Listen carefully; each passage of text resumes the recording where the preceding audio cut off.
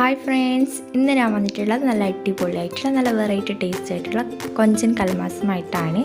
ഇനി നമുക്ക് ഇതെങ്ങനെ തയ്യാറാക്കുന്നതെന്ന് നോക്കാം. അതിന് വേണ്ടിയിട്ട് ഞാനിവിടെ കൊഞ്ചൻ എടുത്ത് വെച്ചിട്ടുണ്ട്. നമുക്കിതൊന്ന് ക്ലീൻ ചെയ്തെടുക്കാം. ഞാൻ കൊഞ്ചൻ ക്ലീൻ ചെയ്തെടുത്തിട്ട് ഇതൊന്ന് ഫ്രൈ ചെയ്തെടുക്കുന്നുണ്ട്. സാധാരണ നമ്മൾ ചിക്കനൊക്കെ പൊരിച്ചെടുക്കുന്ന അതേ ഒരു ഇതിൽ തന്നെയാണ് ഇതും പൊരിച്ചിരുന്നത്. മഞ്ഞളും ഉപ്പും മുളക് പൊടിയും ചേർത്തിട്ടാണ്. ഞാൻ പാൻ എടുപ്പത്ത് വെച്ചിട്ടുണ്ട്. ആവശ്യത്തിന് എണ്ണ പറഞ്ഞു കൊടുക്കാം. എണ്ണ നന്നായി ചൂടായി വരുമ്പോൾ ഇതിലേക്ക് 2 സവാള ചേർത്ത് കൊടുക്കാം.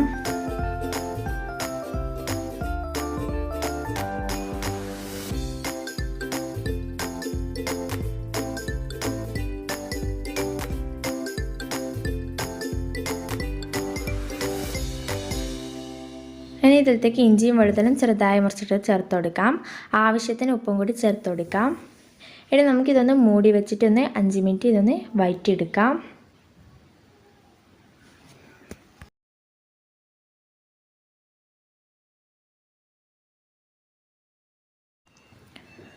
നമ്മുടെ കൊഞ്ചനായിട്ടുണ്ട്. ഇനി നമുക്കിതൊന്ന് വേറൊരു പാത്രത്തിലേക്ക് മാറ്റി കൊടുക്കാം. ഇനി ബാക്കിയുള്ളതും കൂടി ഇതുപോലെ ചെയ്തെടുക്കാം.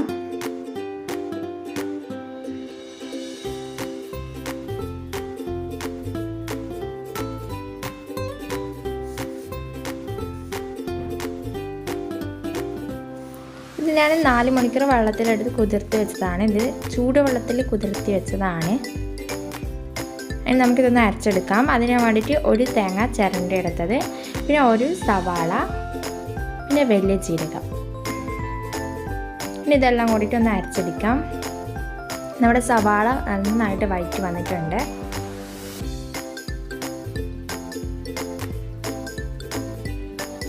ഇനി ഇതിലേക്ക്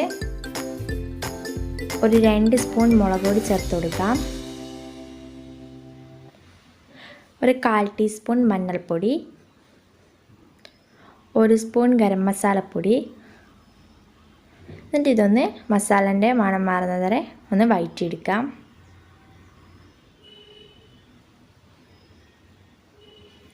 ഇനി ഇതിലേക്ക് പച്ചമുളക് ചേർത്ത് കൊടുക്കാം. കടിക്കുമ്പോൾ നല്ലൊരു ഫേവറേറ്റിന് വേണ്ടിയിട്ട് ഞാനിവിടെ തേങ്ങ നമ്മൾ സാധാരണ സമ്മന്തിയൊക്കെ ആക്കുന്നത് പോലെ പൊടിച്ചെടുത്തതാണ്. മുളക് പൊടിയും തേങ്ങയും മാത്രമേ ഇതിന് വേണ്ടിയിട്ട് യൂസ് ചെയ്തിട്ടുള്ളൂ. അതും കൂടി ഇതിലേക്ക് ചേർത്ത് കൊടുക്കാം. എന്നിട്ട് നന്നായിട്ട് മിക്സ് ചെയ്തെടുക്കാം. ഇനി ഇതിലേക്ക് കുറച്ച് കറിവേപ്പിലയും കൂടി ചേർത്ത് കൊടുക്കാം.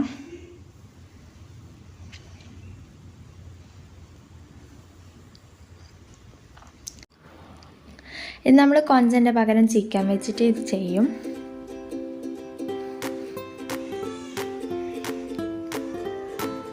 ഇനി നമ്മൾ നേരത്തെ ഫ്രൈ ചെയ്തെടുത്ത ആ ഒരു കൊഞ്ചൻ കൂടി ഇതിലേക്ക് ചേർത്ത് കൊടുക്കാം. എന്നിട്ട് ഇതൊന്ന് മിക്സ് ചെയ്തെടുക്കാം.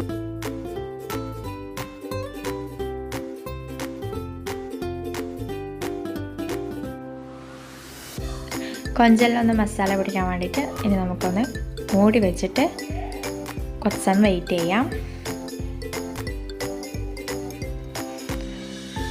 ഇപ്പോൾ കൊഞ്ചലിനെല്ലാം നന്നായിട്ട് മസാലയൊക്കെ പിടിച്ചിട്ടുണ്ട്. ഇനി ഇതിലേക്ക് മല്ലിച്ചപ്പും കൂടി ചേർത്ത് കൊടുക്കാം. എന്നാൽ നന്നായിട്ട് മിക്സ് ചെയ്തെടുത്തിട്ട് നമുക്കിനി ഇത് അങ്ങോട്ട് മാറ്റി വെക്കാം. അങ്ങനെ നമ്മുടെ മസാല ഇവിടെ റെഡി ആയിട്ടുണ്ട്. ഇതിന് വേണ്ടുന്ന അരി ഞാൻ അരച്ചെടുത്തിട്ടുണ്ട്. ഇനി നമുക്കിത് സാധാരണ ഉന്നക്കായൊക്കെ ആക്കുന്നത് പോലെ ആ ഒരു ഷേപ്പിലാക്കിയിട്ടെടുക്കുക. അതിന് വേണ്ടി എണ്ണ നന്നായിട്ട് കേക്ക് സ്പ്രെഡ് ചെയ്ത് കൊടുത്തിട്ടുണ്ട്.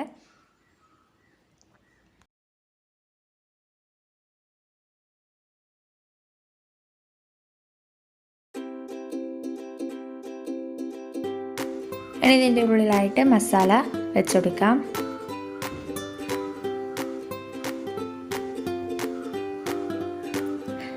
എന്നിട്ട് ഇതാ ഇതുപോലെ ചെയ്തെടുക്കുക. സാധാരണ ഉന്നക്കായൊക്കെ ചെയ്തെടുക്കുന്ന അതേപോലെ ഇതൊന്ന് ചെയ്തെടുക്കാം.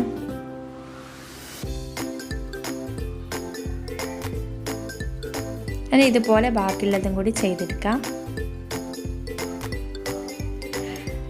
അങ്ങനെ ഞാൻ മുഴുവനായി ചെയ്തെടുത്തിട്ടുണ്ട്. ഇത് 9 പീസ് ഉണ്ട്.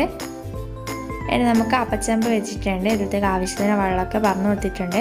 വെള്ളം നന്നായി ചൂടായി വരുമ്പോൾ ഇതുപോലെ ഇതിന് മുകളിലായിട്ട് വെച്ച് കൊടുക്കാം.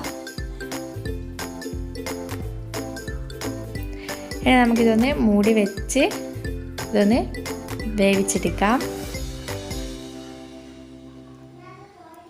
ഇനി നമുക്ക് ഇതൊന്ന് പൊരിച്ചെടുക്കാൻ വേണ്ടിയിട്ട് ഞാനൊരു ബൗളിൽ എടുത്തിട്ടുണ്ട്. അതിലേക്ക് 2 സ്പൂൺ മുളക് പൊടി ചേർത്ത് കൊടുക്കാം.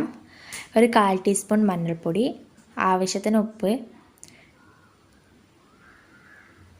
ഒരു 1/4 ടീസ്പൂൺ ഗരം മസാലപ്പൊടി ചേർത്ത് കൊടുത്തിട്ടുണ്ട്. അതിന് ആവശ്യത്തിന് വെള്ളം കൂടി ചേർത്ത് കൊടുത്തിട്ട് ഇതൊന്ന് നന്നായിട്ട് മിക്സ് ചെയ്തെടുക്കാം.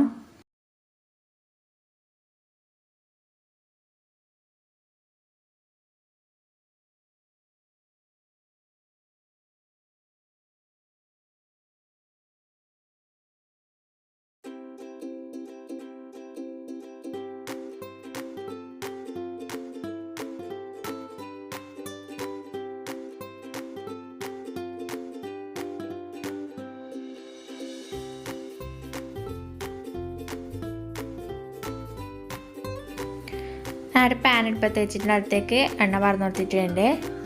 നമ്മുടെ കലമാസ് നന്നായിട്ട് മുളക് പുരട്ടി കൊടുത്തതിന് ശേഷം ഇതുപോലെ എണ്ണയിൽ ഇതൊന്ന് ഫ്രൈ ചെയ്തെടുക്കാം. ഒരു ഭാഗം ആകുമ്പോൾ നമുക്കിതൊന്ന് തിരിച്ചിട്ട് കൊടുക്കാം.